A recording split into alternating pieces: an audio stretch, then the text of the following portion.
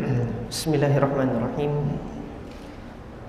Innal hamdalillah nahmaduhu wa nasta'inuhu wa nastaghfiruh wa na'udzu billahi min shururi anfusina wa min sayyiati a'malina. Man yahdihillahu fala mudhillalah wa man yudlil fala hadiyalah. Wa asyhadu an la ilaha illallah wahdahu la syarikalah wa asyhadu anna Muhammadan 'abduhu wa rasuluh. Allahumma salli wa sallim wa barik ala Muhammadin wa ala alihi wa ashabihi wa man ihtada bihadihi wastanna bi sunnatihi ila yaumiddin, amma ba'd. Alhamdulillah, jamaah yang dirahmati oleh Allah Subhanahu wa taala, insyaallah malam hari ini masih membahas rangkaian fikih puasa, yaitu fikih puasa Ramadan, yang mana ada satu sunnah yang dilakukan oleh Nabi Shallallahu Alaihi Wasallam di bulan Ramadan, yang khususnya Nabi Shallallahu Alaihi Wasallam itu memperbanyak sunnah tersebut dilakukan di 10 malam terakhir, di 10 terakhir bulan Ramadan, baik malam maupun siang nanti, dan yaitu sunnah i'tikaf. Nanti insya Allah akan kita lihat hadis-hadisnya yang menjelaskan bagaimana Nabi Shallallahu Alaihi Wasallam melakukan i'tikaf di bulan Ramadan. Sunnah al-i'tikaf ini salah satu sunnah yang dilakukan oleh Nabi Shallallahu Alaihi Wasallam di bulan Ramadan selain sunnah qiyam Ramadan. Nah, pekan yang lalu kita telah membahas sunnah qiyam Ramadan, yaitu tentang sholat malam yang dilakukan di bulan Ramadan, baik itu dilakukan sebelum tidur, setelah isya langsung, atau nanti didahului dengan tidur terlebih dahulu, baik itu nanti dilakukan secara berjamaah ataupun nanti dilakukan sendiri-sendiri di rumah. Semuanya memiliki keutamaan tersendiri ketika dilakukan di bulan Ramadan. Hukumnya sama seperti sholat malam di bulan Ramadan, yang membedakan hanya ketika di dalam bulan Ramadan ada keutamaan yang lebih dibandingkan dengan bulan-bulan yang lain. Ini satu. Kemudian yang kedua, pelaksanaannya secara berjamaah itu di bulan Ramadan itu disepakati kebolehannya oleh para ulama. Ini untuk apa? Qiyam Ramadan. Adapun ketika di luar Ramadan, salat malam itu apakah boleh dilakukan berjamaah? Madhab dalam madhab al-Imam Asy-Syafi'i membolehkan hal tersebut, namun itu bukan hukum asal. Nah, dalam hal ini mungkin saya sampaikan bahwasanya salat sunnah itu secara umum terbagi menjadi dua, yang hukum asalnya dilakukan berjamaah dan kemudian hukum asalnya dilakukan sendiri-sendiri. Salat sunnah yang hukum asalnya itu dilakukan berjamaah, contohnya adalah salat Idul Fitri, itu hukum asalnya berjamaah. Salat Idul Adha, kemudian salat Al-Istisqa, salat gerhana, salat kusuf. Nah, ini hukum asalnya dilakukan berjamaah. Nah, salat yang hukum asalnya ini dilakukan berjamaah, apakah boleh dilakukan sendiri-sendiri? Dalam mazhab al-Imam Syafi'i boleh. Jadi nanti salat Idul Fitri, kalaupun nanti mau dilakukan sendiri-sendiri ya silahkan. Tetapi kemudian ada perbedaan keutamaan pahalanya kalau dibandingkan dengan dilakukan secara berjamaah. Nah, ini bagian pertama dari salat sunnah. Kemudian salat sunnah yang lain, hukum asalnya itu sendiri-sendiri. Nah, ketika hukum asalnya sendiri-sendiri, maka yang lebih utama adalah dilakukan dengan sendiri-sendiri. Seperti salat sunnah duha, rakaatayud duha, kemudian tahiyatul masjid. Ini salatnya sendiri-sendiri, dan kemudian salat mutlak yang lain. Nah, untuk salat sunnah yang hukum asalnya itu sendiri-sendiri, sesekali ini juga boleh dilakukan secara berjamaah. Ini salat mutlak yang demikian sesekali boleh dilakukan berjamaah. Dalam madhab al-Imam Asy-Syafi'i demikian yang ditegaskan oleh al-Imam An-Nawawi rahimahullah di dalam kitab beliau Rawdatul Talibin wa Umdatul Muftin. Ini beliau jelaskan di situ. Bagi antum nanti yang hendak merujuk, silahkan rujuk kepada kitab ini di Raudhatul Talibin. Ini ringkasannya seperti itu. Nah, untuk sholat qiyam Ramadan, hukum asalnya itu sendiri-sendiri,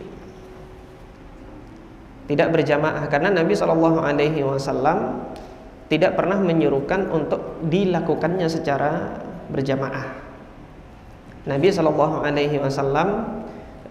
tidak menyengaja untuk menyeru kepada orang-orang untuk melakukannya itu secara berjamaah. Nah, kemarin sudah kami sampaikan dalam hadis Zaid ibn Thabit radhiyallahu taala anhu bahwasanya Nabi SAW ketika melaksanakan qiyam Ramadan, beliau melakukannya itu di dalam bilik hujrah gitu kan. Disampaikan oleh Zaid ibn Thabit radhiyallahu an bahwasanya Nabi masuk ke dalam bilik dan kemudian melakukan qiyam Ramadan di dalam bilik itu yang ada di dalam masjid. Kemudian sahabat Nabi itu ikut di belakangnya dan Nabi tidak melarang.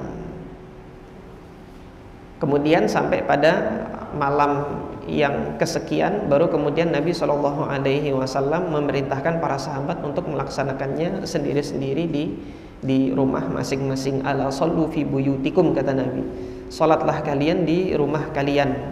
Fa inna afdhala salatil mar'i fi baitihi, karena sebaik-baiknya salat seseorang itu adalah di rumahnya. Illa al-maktubah, kecuali salat fardu 5 waktu, salat maktubah. Nah, jadi hukum asalnya sendiri-sendiri, kemudian dilaksanakan secara berjamaah itu semenjak masa Umar ibn al-Khattab radhiyallahu taala anhu, sebagaimana sudah kita sampaikan kemarin. Nah, sampai di sini para ulama berbeda pendapat mana yang lebih utama, apakah salat qiyam Ramadan itu sendiri-sendiri ataukah berjamaah. Nah, pendapat yang kita kuatkan kemarin, yang kami kuatkan pada pengajian pekan yang lalu, yaitu adalah apa? Bagi yang punya hafalan Quran, dia lebih baik untuk sholatnya sendiri-sendiri, karena bacaan Qurannya itu bisa dia perbanyak dan dijadikan sholatnya itu sebagai wasilah untuk dia memurojaah bacaan Al-Quran, dan itu lebih utama baginya. Karena kalau dia nanti ikut sholat berjamaah, imam itu menyesuaikan dengan makmum. Jadi ketika imam menyesuaikan dengan makmum, bacaan disesuaikan dengan kemampuan makmum yang di belakang, karena banyak yang belum menghafal Al-Quran, biasanya bacaannya itu tidak panjang-panjang. Nah, ini bagi yang hafal Quran merupakan satu hal yang kurang bagi dirinya. Nah, namun bagi yang tidak punya hafalan Quran, maka lebih utama dia untuk menghadiri salat qiyam Ramadan itu atau salat tarawih berjamaah untuk mendapatkan keutamaan berjamaah tersebut. Nah, kembali kepada sunnah i'tikaf. Jadi sunnah ini maknanya secara bahasa, al-i'tikaf itu diambil dari kata al-akfu atau al-ukuf. Masdarnya itu ada 2, al-akfu atau al-ukuf. Yang maknanya itu adalah pertama al-lubthu, menetap. Al-lubthu itu menetap. Kemudian al-habsu, al-habsu itu menahan diri, memenjarakan diri. Itu al-habsu itu memenjarakan. Wal mulazamah, kemudian ketetapan. Mulazamah itu kalau kita maknai secara harfiah itu menempel dan kemudian selalu bersama, selalu ada. Ini mulazamah. Jadi 3 hal ini yang melandasi makna i'tikaf itu secara bahasa.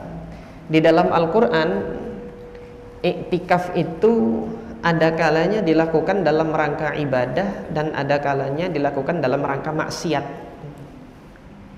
Karena dahulu orang-orang musyrik itu juga melakukan ibadah i'tikaf, tapi apa? Di hadapan berhalanya. Nah, ini sebagaimana Allah Subhanahu wa taala kalamkan dalam surah Al-Anbiya ayat yang ke-52. Allah berkalam, "Ma hadhihi tamathilul lati antum laha akifun." Ini perkataan Nabi Ibrahim yang Allah hikayatkan di dalam Al-Qur'an.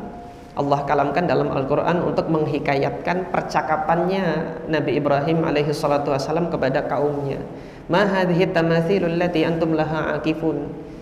ini berhala-berhala apa yang kalian beriktikaf di depan berhala ini gitu. Sebagai bentuk pengingkaran Nabi Ibrahim terhadap apa yang dilakukan oleh kaumnya. Kemudian di dalam surah yang lain, di surah Al-A'raf, ketika Allah menceritakan Bani Israel bersama Nabi Musa itu sudah diseberangkan oleh Allah Subhanahu wa taala melewati Laut Merah dan Allah selamatkan dari kejaran Firaun. Allah Subhanahu wa taala menceritakan bahwasanya Bani Israel pada saat itu melewati apa? Melewati suatu kaum penyembah berhala yang mereka beriktikaf di hadapan berhala mereka. Allah berkalam, fa'atau ala qaumin ya'kufuna ala asnamihim, ala asnamil lahum, afwan. Mereka mendatangi, fa'atau ala qaumin, mereka itu datang lewat di suatu kaum yang kaum tersebut ngapain?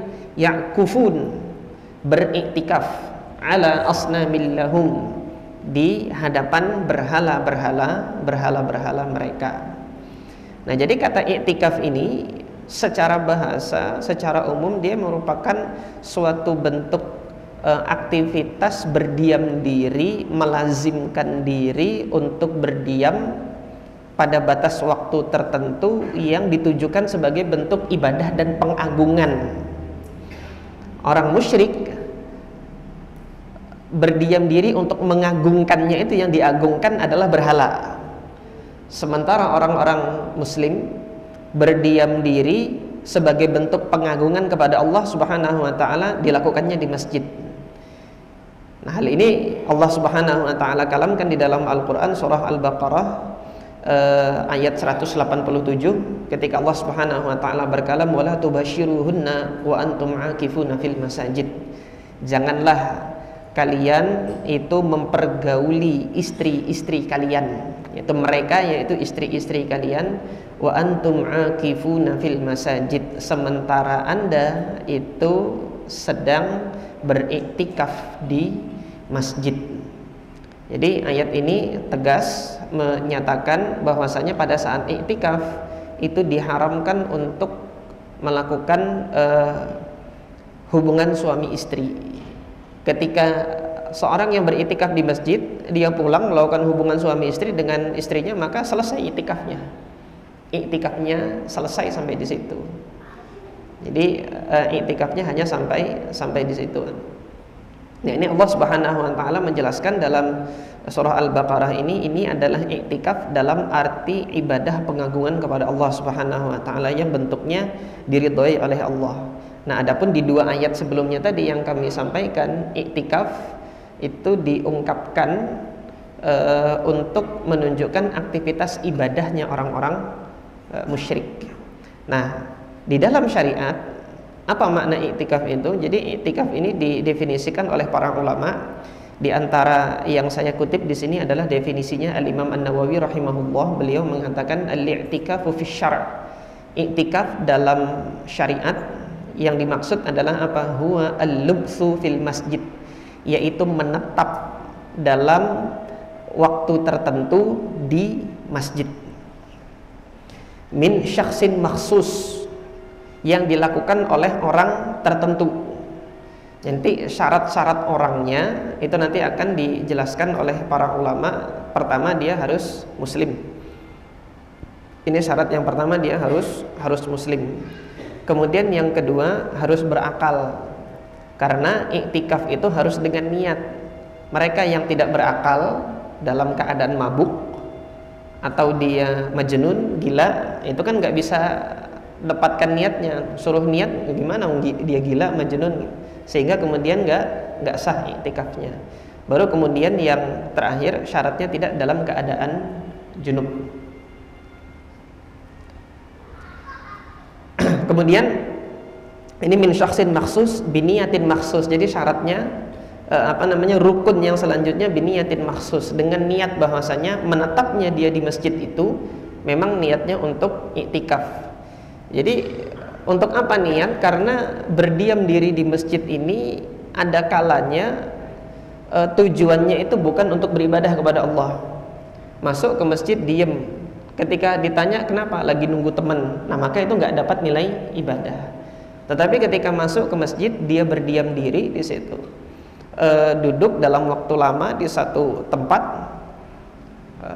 Tujuannya untuk apa? Saya hendak beribadah iktikaf di dalam masjid.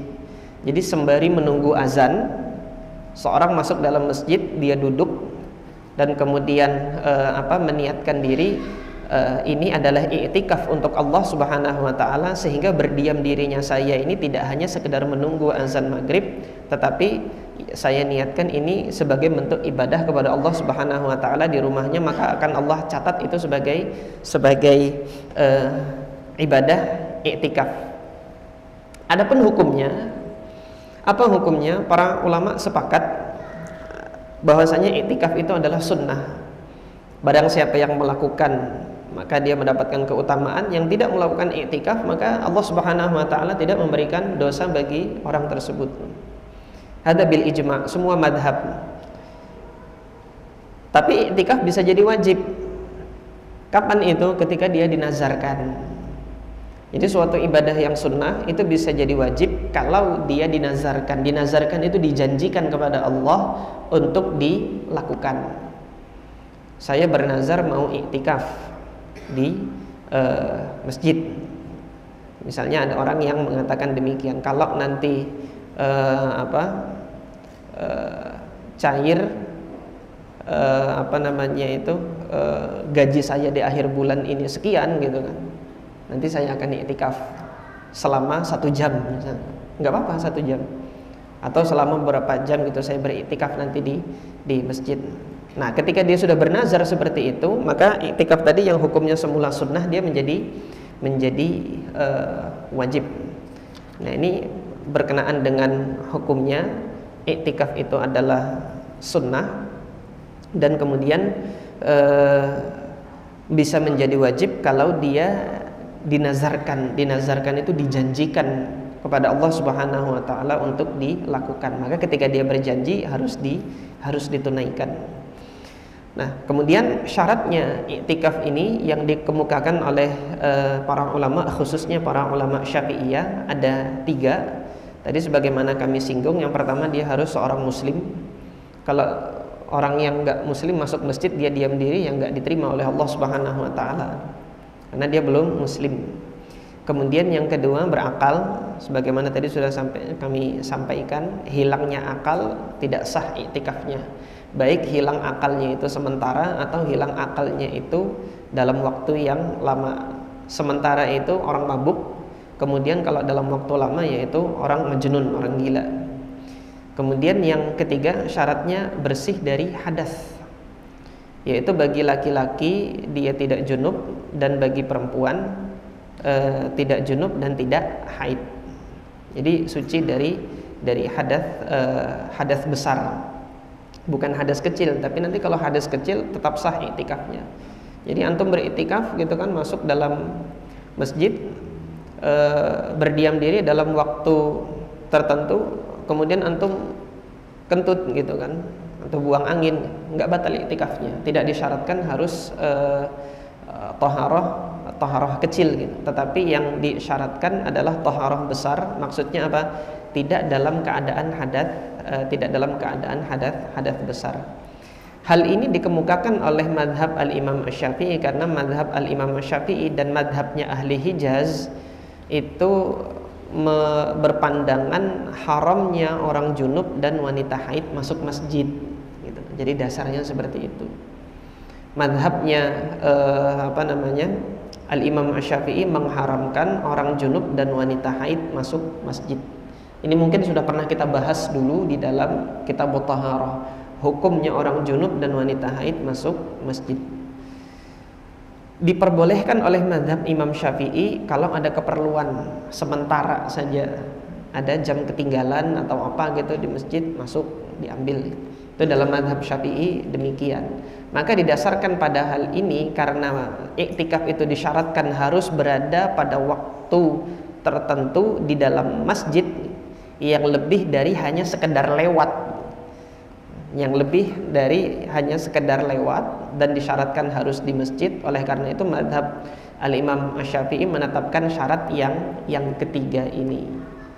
Dia menetapkan syarat yang ketiga ini karena secara hukum asal mazhab al-Imam Asy-Syafi'i melarang orang junub dan wanita haid itu masuk masjid dan berada di masjid dalam waktu yang lama.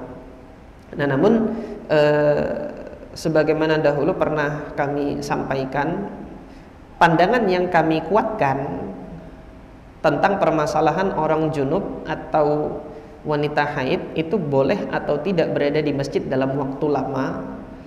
Pandangan yang kami kuatkan kemarin adalah boleh. Kalau antum masih ingat kajian kita yang dulu pada saat kita membahas kitab Thaharah, jadi boleh dia meskipun junub dan haid dalam waktu lama dia berada di masjid. Dengan syarat apa? Kalau di wanita haid harus diupayakan darah haidnya itu jangan sampai mengotori masjid.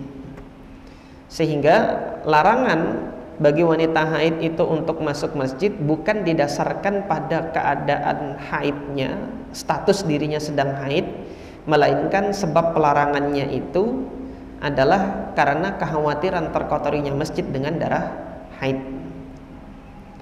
Nah, jadi demikian. Ini pandangan yang kami kuatkan kemarin pada saat pembahasan hal tersebut. Sehingga dalam hal ini kalau memang ini pendapat yang kami kuatkan sebelumnya, apakah orang junub dan orang haid itu dia boleh iktikaf di masjid dan iktikafnya diterima oleh Allah Azza wa Jalla, khurujan minal khilaf gitu kan. Jadi dalam rangka keluar dari khilaf para ulama, saya lebih berpandangan bahwasanya bagi yang junub dan yang haid ini untuk tidak melakukan iktikaf.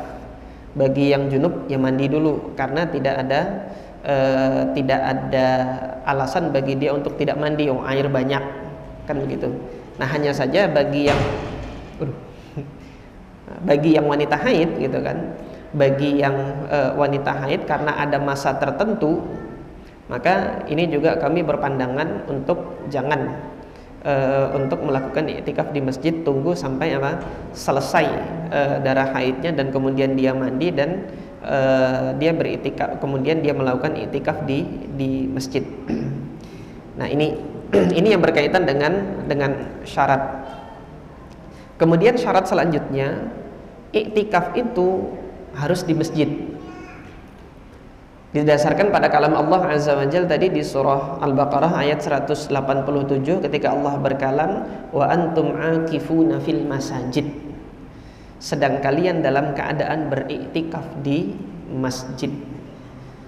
Maka hubungan badan yang semula dihalalkan bagi kaum mukmin di malam hari bulan puasa, kan ini dari awal ayat ketika kita baca uhilla lakum lailatas siyam, dihalalkan bagi kalian di malam hari kalian berpuasa besoknya, dihalalkan bagi kalian untuk melakukan hubungan badan suami istri. Pada saat iktikaf dilarang sama Allah, wala tubashiruhunna, jangan kamu menggauli mereka, gitu kata Allah. Sedang kalian dalam keadaan iktikaf di masjid. Nah, penyebutan masjid di dalam ayat ini ketika mengubah hukum kebolehan menggauli istri di malam hari, tetapi kalau dalam keadaan iktikaf nggak boleh, dan iktikaf tersebut yang disebut adalah di dalam masjid. Hal ini menunjukkan bahwasanya penyebutan masjid ini merupakan syarat bagi iktikaf tersebut, sehingga keadaan seorang yang beriktikaf itu syarat selanjutnya itu adalah harus dilakukan di dalam masjid. Jadi tidak ada istilah iktikaf nanti ketika seseorang iktikaf di padang pasir gitu. Buat apa yang diagungkan di situ? Nggak ada. Tetapi karena ini di rumah Allah, maka tempatnya harus di rumah Allah, di masjid. Nah, kemudian masjidnya masjid yang bagaimana? Fihi aqwal. Jadi para ulama dia mengemukakan pendapat mereka masing-masing. Masjid mana yang kemudian sah untuk orang itu beriktikaf? Mazhab al-Imam Asy-Syafi'i semua masjid. Ketika masjid itu dijadikan untuk sholat, maka masjid tersebut boleh digunakan untuk iktikaf. Kalau pertanyaannya masjid kantor gimana? Termasuk keumuman masjid. Meskipun masjid kantor itu sholatnya kan cuma 2 waktu aja, zuhur sama asar, habis itu kan pulang semua tuh. Ya kecuali nanti masjid kantor yang ada pengurusnya biasanya dan ada lembur kerja misalnya seperti itu gitu kan, sehingga kemudian 5 waktu dilakukan. Seperti yang saya ketahui itu di TVRI itu kan, di komplek TVRI itu kan masjid kantor, tetapi ada kaumnya di situ, ada penjaga masjid, sehingga 5 waktu dilakukan. Nah, kalau beriktikaf di situ boleh. Nah, nanti masjid-masjid kantor yang sholatnya 2 waktu juga masih boleh, karena apa? Dia masjid. Nah, ini dalam mazhab Al-Imam Syafi'i demikian. Pokoknya dilaksanakan sholat di sana dan tempat itu memang difungsikan sebagai masjid, maka dia boleh untuk iktikaf. Patokannya apa? Ketika antum masuk, antum sholat tahiyatul masjid, gitu loh. Ketika antum masuk, antum sholat tahiyatul masjid.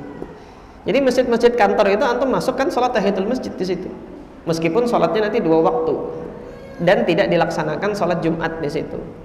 Nah, sebagian ulama berpendapat harus masjid yang dilaksanakan sholat Jumat di situ. Ini pendapatnya Al-Imam Muhammad ibn Muslim ibn Syihab Az-Zuhri rahimahullah, gurunya Imam Malik. Nah, beliau menyatakan la yasihu illa fi masjidin jami'in. Jadi tidak sah iktikaf kecuali di masjid jami'. Masjid jami' itu adalah masjid yang dilaksanakan sholat Jumat di dalamnya, Masjidul Jami' namanya. Nah, ini pendapatnya Al-Imam Muhammad ibn Muslim ibn Syihab Az-Zuhri, gurunya Al-Imam Malik.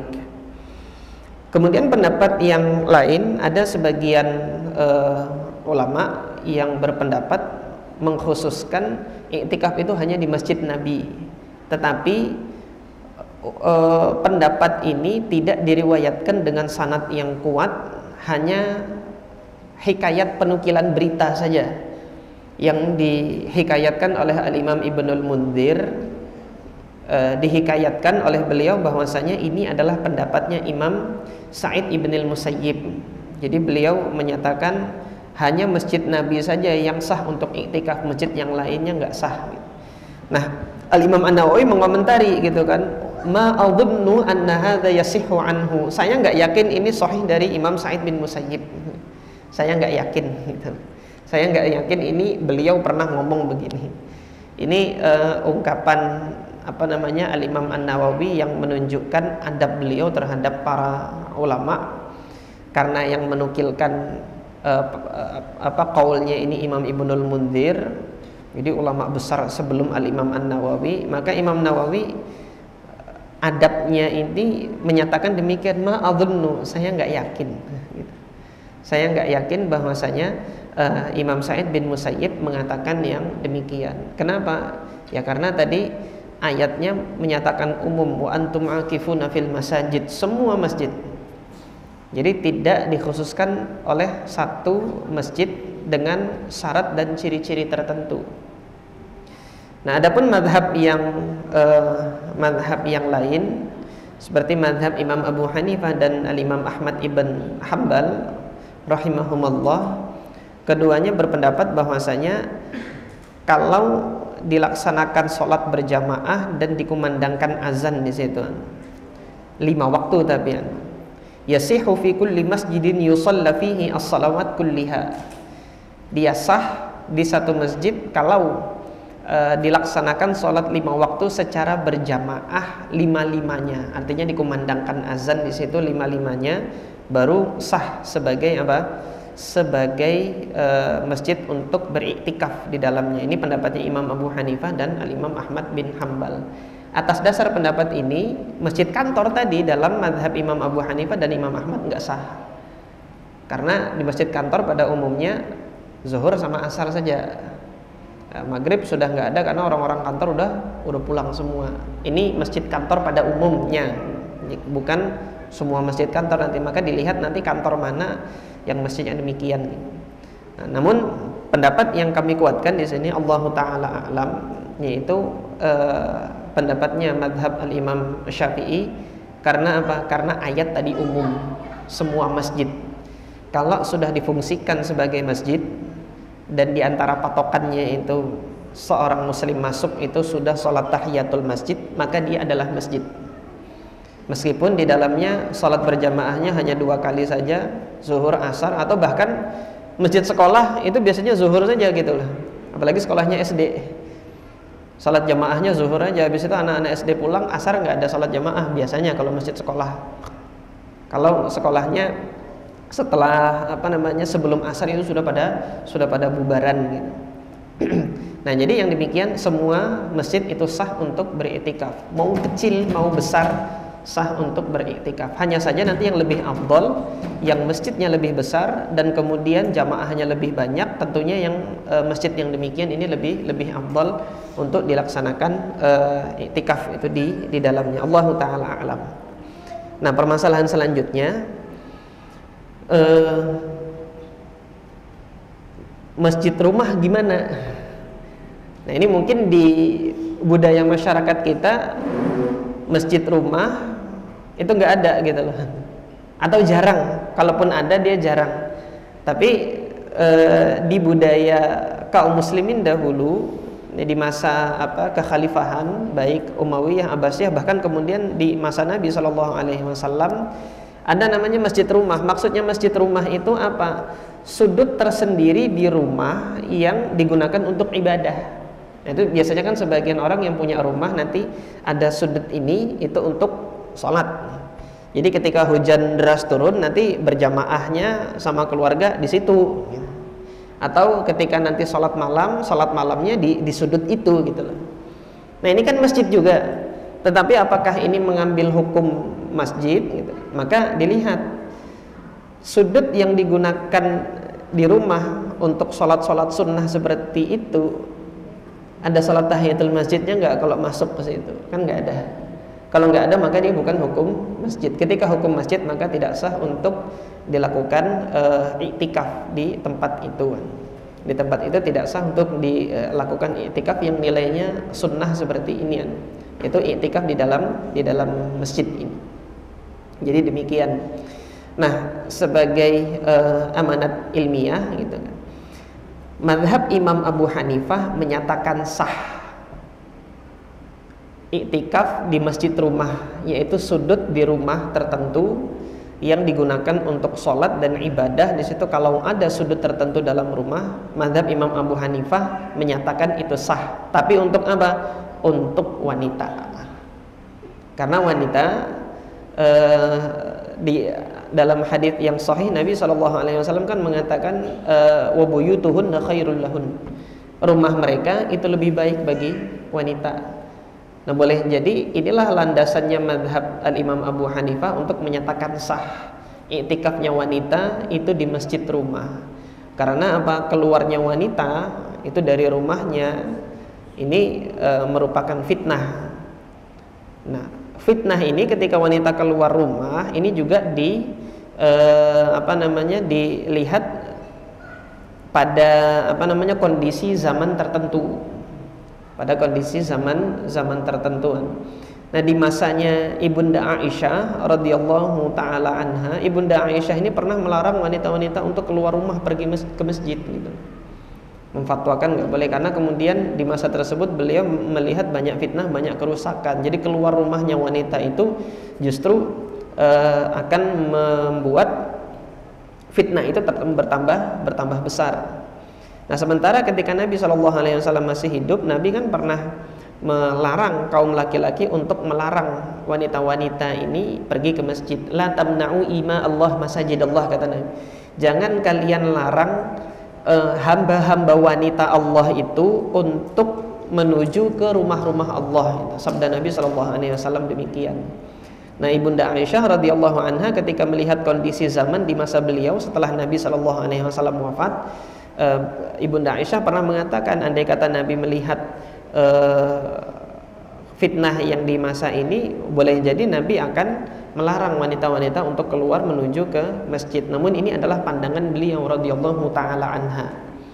fatwanya Ibunda Aisyah ini yang kemudian juga dijadikan dasar oleh Al-Imam Taqiyuddin Al-Hisni rahimahullah, salah seorang ulama madhab Syafi'i, untuk melarang wanita-wanita itu untuk hadir ke masjid. Jadi didasarkan pada fatwanya Ibunda Aisyah karena melihat kerusakan yang ada di zaman tersebut. Jadi ini ragam pandangan dari para ulama, namun kemudian yang kami kuatkan di sini apa? Wanita boleh untuk pergi ke masjid kemudian beriktikaf di masjid, dan pandangan yang kami kuatkan wanita itu tidak sah ketika iktikafnya itu di rumah, karena di rumah itu tidak dihukumi sebagai hukum masjid. Masih ada waktu. Nah, kemudian permasalahan selanjutnya, iktikaf ini apakah harus berpuasa? Iktikaf ini apakah harus berpuasa? Sebagian ulama mensyaratkan harus berpuasa. Sebagian ulama mensyaratkan iktikaf itu harus berpuasa. Ini pendapat jumhur atau mayoritas ulama, diantaranya adalah Al-Imam Malik Ibn Anas rahimahullah, kemudian Imam Abu Hanifah dan Al-Imam Ahmad Ibn Hanbal, 3 madhab ini. Jadi mensyaratkan bahwasanya iktikaf itu harus berpuasa. La yasihhu illa bisawmin. Al-Imam Al-Qadhi Iyad rahimahullah, ini salah seorang ulama madhab Malikiyah, beliau menyatakan wa huwa qaulu jumhuril ulama. Ini pendapatnya mayoritas para ulama yang mensyaratkan apa? Yang mensyaratkan iktikaf itu harus puasa. Di antara dalil mereka itu hadisnya nanti ada di dalam Bulughul Maram. Jadi melihat Nabi SAW iktikaf beliau itu dimulai setelah sholat subuh, gitu loh.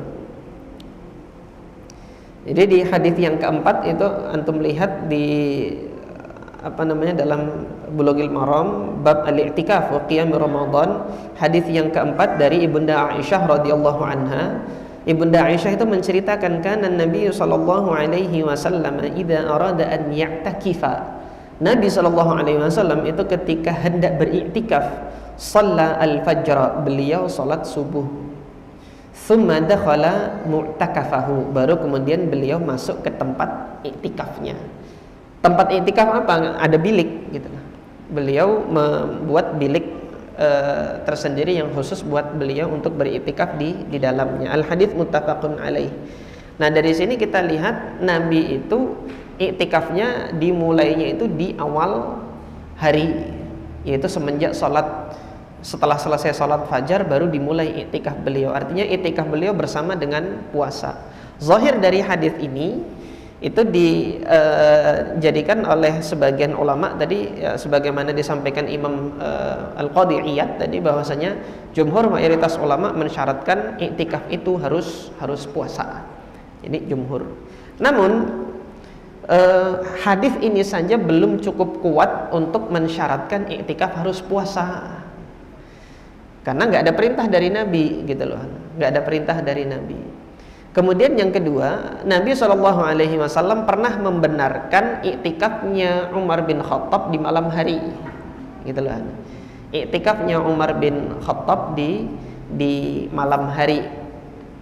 Nah, ketika Umar ibn Khattab radhiyallahu taala anha ini bertanya kepada Nabi SAW, mengatakan, nadartu fil jahiliyah, wahai Rasulullah SAW, ketika di masa jahiliyah dulu aku pernah bernazar, gitu, an a'takifa fi Masjidil Haram lailan, untuk iktikaf di Masjidil Haram di malam hari, gitu kan. Maka Nabi SAW mengatakan, aufi binadrik, ya sudah, tunaikan iktikaf kamu.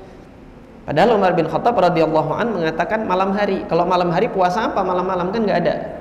Nah, jadi didasarkan pada hadis ini, madhab al-Imam Asy-Syafi'i berpendapat bahwasanya tanpa puasa boleh. Jadi orang yang beriktikaf tidak disyaratkan berpuasa. Akan tetapi yang lebih afdol, yang lebih utamanya yaitu iktikaf dalam keadaan berpuasa, sebagaimana yang dicontohkan oleh Nabi SAW tadi. Kemudian dalil yang kedua itu di dalam Sahih Muslim, Ibunda Aisyah radhiyallahu anha mengabarkan anna Nabi sallallahu alaihi wasallam i'takafal ashra al-awwala min Syawal. Rasulullah itu beriktikaf di 10 hari pertama bulan Syawal. 10 hari pertama bulan Syawal berarti kan masuk hari pertama, yaitu hari apa? Idul Fitri. Kalau Idul Fitri, puasa apa di Idul Fitri? Maka Nabi pernah iktikaf dimulai Idul Fitri. Pada saat Idul Fitri Rasulullah pernah iktikaf.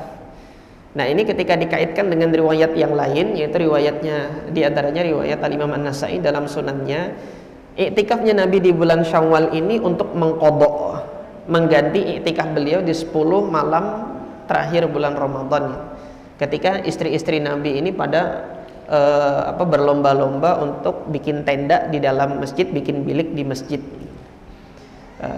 untuk beriktikaf bersama dengan Nabi. Yang dilihat oleh Nabi, keinginannya itu bukan untuk mengharapkan ridha Allah Azza wa Jalla, tetapi karena kecemburuan dengan istri-istri yang lain. Jadi melihat, oh yang satu itikaf nih, nanti itu lebih disayang sama Nabi ini, maka aku juga dong mau gitu. Nah, ketika ini yang terjadi, Nabi melihat, sudah Nabi menghentikan itikafnya di Ramadan dan kemudian menggantinya di bulan Syawal. Nah, di dalam riwayat Imam Muslim ini disebutkan batasan harinya 10 pertama. Kalau 10 pertama bulan Syawal Nabi 10 Syawal pertama di bulan Syawal itu Nabi beriktikaf, maka masuk Idul Fitri. Idul Fitri adalah hari yang diharamkan berpuasa. Kalau begitu Nabi SAW memulai iktikaf qadha-nya itu tanpa puasa. Ini yang menunjukkan bahwasanya iktikaf itu tidak disyaratkan harus berpuasa. Tapi afdol, lebih utama berpuasa sebagaimana yang sering dilakukan oleh Nabi Shallallahu Alaihi Wasallam. Mungkin ini ringkasan dari fikih iktikaf ini. Mudah-mudahan Allah Subhanahu Wa Taala menganugerahkan kita semangat untuk melakukan amal soleh nanti di bulan Ramadan ini, setelah kita membekali diri dengan ilmu yang demikian. Saya akui memang yang saya sampaikan pada majelis-majelis tentang fikih puasa ini belum semuanya nanti mewakili ilmu-ilmu yang sudah dihimpun dan dekodifikasikan oleh para ulama ini. Ada saja mungkin nanti antum ketika sudah masuk ke Ramadan dihadapkan pada persoalan pertanyaan yang kayak gini boleh nggak, gini boleh nggak, gini boleh nggak, dan itu saya akui belum tercover dalam kajian kita, belum tersampaikan seluruhnya dalam kajian-kajian kita. Nah, maka untuk menyikapi hal ini gitu kan, bagi antum nanti yang mungkin setelah puasa ada mendapati permasalahan yang terkait dengan puasa maupun sunnah-sunnah yang dilakukan ketika puasa, terkhusus hukum ini boleh atau tidak, silahkan antum komunikasikan mungkin kepada saya secara pribadi atau kepada asatidzah yang lain, kepada ustadz-ustadz yang lain. Tanyakan kepada para ahli ilmu yang berkenaan dengan ibadah di bulan Ramadan nanti. Itu yang pertama. Kemudian yang terakhir, jadi bagi antum nanti yang misalnya kesulitan untuk melakukan iktikafnya sebagaimana dilakukan Nabi. Jadi Nabi SAW iktikafnya itu kan sudah masuk 10 terakhir itu di sholat fajar, kemudian masuk ke mu'takaf beriktikaf. Beliau tidak keluar kecuali untuk hajat, yaitu hajat makan, hajat buang air. Setelah itu masuk lagi ke masjid sampai kapan terbenam matahari di hari Id. Jadi hari terakhir puasa sampai besoknya Id, itu baru Rasulullah keluar dari tempat mu'takafnya itu, dari tempat iktikaf beliau. Artinya selama 10 hari itu beliau tidak hubungan badan dengan istrinya, gitu. Tidak melakukan hal-hal yang membatalkan iktikaf. Jadi iktikafnya bersambung. Nah, bagi antum kan mungkin nanti ada yang PNS gitu. Nggak bisa dari 10 hari itu dikasih cuti sama negara, izin iktikaf gitu kan. Kira-kira dikabulkan nggak? Kalau dikabulkan alhamdulillah gitu kan, izin ngajukan cuti buat apa? Buat iktikaf gitu. Kalau ada yang seperti itu silahkan, bagus gitu kan. Tapi jika tidak gitu, minimal waktu iktikaf itu lahzah. Jadi sesaat dimana ketika duduk itu dalam waktu agak lama sedikit. Nah ini sudah sah untuk iktikaf. Jadi bagi antum nanti yang hendak beriktikaf, misalnya nanti dari zuhur sampai asar saja, ya silahkan kalau itu yang memang mampu. Dari asar sampai azan maghrib saja silahkan ketika itu mampu.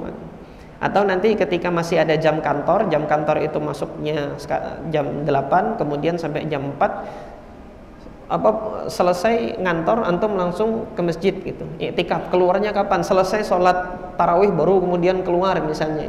Dan antum niatkan itu untuk iktikaf, itu sah.